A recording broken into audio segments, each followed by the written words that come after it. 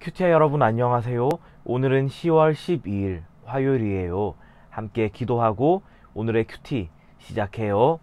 하나님 아버지, 오늘 아버지의 말씀 앞에 서게 하시니 감사합니다. 이 생명의 말씀을 오늘 읽고 묵상할 때 하나님의 사람으로 또 하나님의 말씀을 지키며 순종하며 따라 살아가는 멋진 하나님의 자녀 되도록 또 자녀임을 발견하는 시간 되도록 인도해 주세요. 예수님 이름으로 기도합니다. 아멘. 오늘 큐티의 제목은 말씀을 신실하게 지켜요예요. 함께 읽을 본문은 예레미야 35장 16절 19절이에요. 이 두 절 말씀을 우리를 대표하여 정이룸 친구가 읽어드려요. 레갑의 아들 요나답이 자손은 그들 조상이 명령한 대로 따랐으나 유다 백성은 내게 순종하지 않았다. 그러므로 만군의 여호와 이스라엘 하나님께서 이렇게 말씀하셨다. 나를 섬길 레갑의 아들 요나답의 자손은 언제까지나 끊어지지 않을 것이다. 레갑의 아들 요나답의 자손은 그의 선조가 그들에게 명령한 그 명령을 지켜 행하나 이 백성은 내게 순종하지 아니하도다. 그러므로 만군의 여호와 이스라엘 하나님께서 이와 같이 말씀하시니라. 레갑의 아들 요나답에게서 내 앞에 설 사람들이 영원히 끊어지지 아니하리라 하시니라. 아멘. 오늘 말씀에서 하나님께서는 어제 살펴본 레갑 자손들 기억하고 있죠, 이 친구들? 자, 그 레갑 자손과 관련해서 계속 말씀하고 계시는데요. 오늘 함께 읽은 첫 절, 그 첫 절을 같이 다시 읽어볼게요. 레갑의 아들 요나답의 자손은 그들 조상이 명령한 대로 따랐으나 유다 백성은 내게 순종하지 않았다. 자, 하나님께서는 레갑 자손과 이 유다 백성을 이렇게 놓고 지금 직접적으로 비교하면서 말씀하고 있으세요. 자, 뭐라고 하시냐면요. 요나답의 자손인 그 레갑 사람들은 이 조상의 명령을 그대로 따랐는데 이 유다 백성은 이 살아있는 나 여호와의 말씀을 순종하지 않았다라고 말씀하고 있으세요. 이때 하나님의 마음이 어떠셨을까요? 하나님께서는 이 유다 백성을, 이 이스라엘 백성을 다른 백성들보다도 더 사랑하시고 선택하셔서 이들에게 약속 맺으시고 이들에게 회복까지도 말씀하셨는데 여전히 하나님의 말씀에 귀 기울이지 않는 이 유다 백성의 모습들, 하나님의 마음이 엄청 아프셨을 거예요. 그럼에도 하나님께서는 이 유다 백성을 계속 사랑하세요. 여러분, 이런 얘기 들어본 적 있나요? 사랑보다 무서운 것은 미움이고 미워하는 것보다 더 무서운 것은 무관심이다. 여러분, 하나님께서는 이 이스라엘 백성을 계속 사랑하세요. 그 증거가 바로 하나님께서는 이스라엘 백성에게, 이 유다 백성에게 심판을 말씀하시면서까지 이 유다 백성이 돌아오길 촉구하고 계시는 거거든요. 하나님께서는 이방 사람들에게는 구약 성경에서 그런 말씀하지 않으세요. 그냥 심판한다. 너희가 두고 보아라. 나 여호와가 저 열방들을 심판하고야 말겠다. 이렇게 말씀하시지만 하나님께서는 이 유다 백성에게는 너희가 내 말대로 하지 않으면은 심판받는다. 그렇지만 일정 기간이 지나서 다시 내가 너희의 고국으로 돌려놓겠다. 데리고 오겠다. 이렇게 말씀하신다는 거죠. 무관심하셨다면은 이런 말씀조차도 유다 백성에게 선지자 예레미야를 통해서 또 여러 선지자 누가 있죠?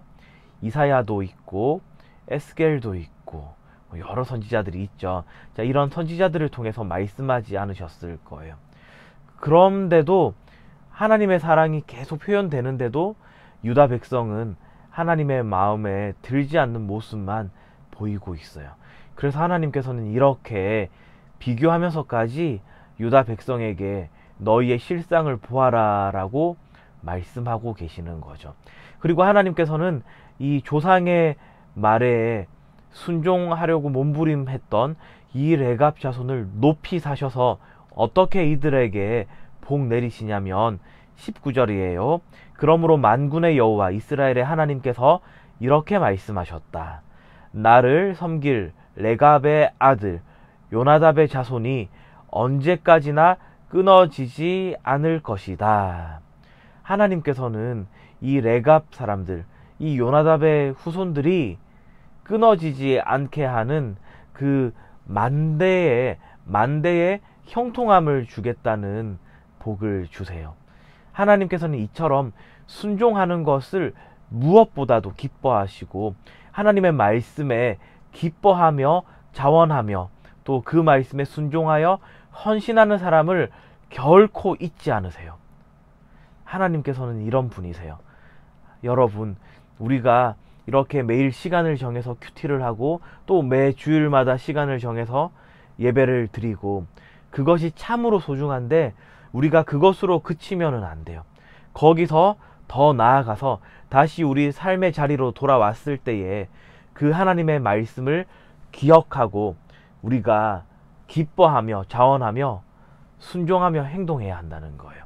그럴 때에 하나님께서는 우리 친구들 한 명 한 명의 이름을 기억하시고 우리 친구들의 인생이 시냇가에 심겨진 나무와 같이 생명으로 가득하게끔 하나님을 알아가는 그 즐거움으로 가득하게끔 인도하신다는 거예요.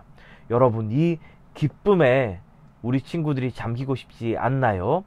자, 그렇다면은 지금 바로 이 큐티를 끝내고 바로 이 시간부터 오늘부터 그 일을 실행하면 돼요. 그러면 하나님께서 반드시 친구들의 삶 속에 하나님의 크고 비밀한 것들로 역사하시고 채워주실 거예요.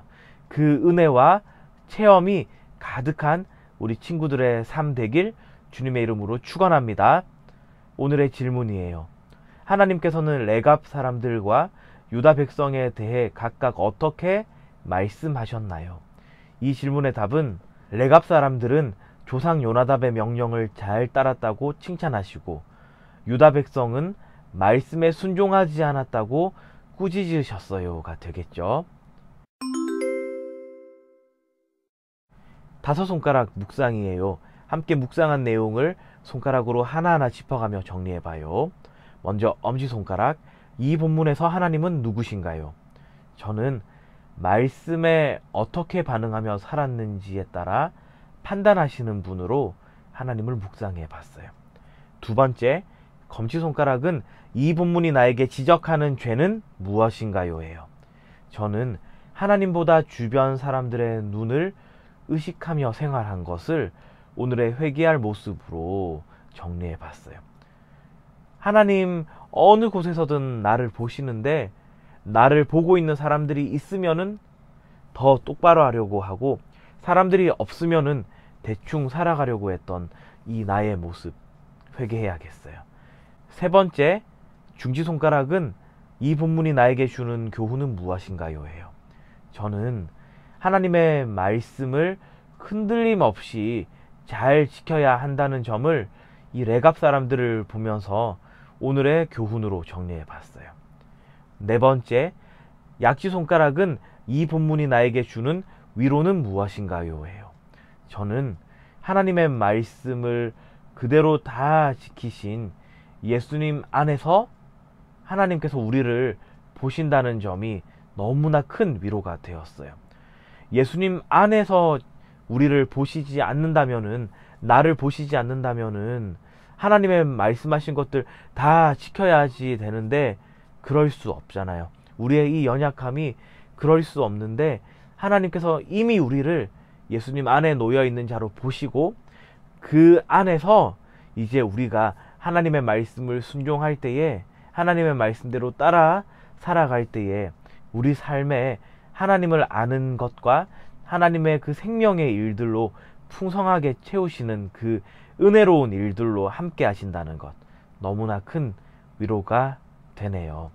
마지막 새끼손가락은 적용인데 여러분이 말씀 묵상하면서 개인적으로 다짐하고 결단한 것 정리해 보도록 해요. 함께 기도해요. 하나님 아버지, 이 말씀을 통해서 저희가 하나님의 말씀을 흔들림 없이 묵상하고 지키고 따라갈 수 있도록 힘과 능력을 더해 주세요. 그리고 저희가 예수님 안에 놓여 있고 그 예수님으로 말미암아 새 생명 얻어서 살아가고 있는 하나님의 자녀라는 사실을 한시도 잊지 않도록 은혜를 더해 주세요. 예수님 이름으로 기도합니다. 아멘.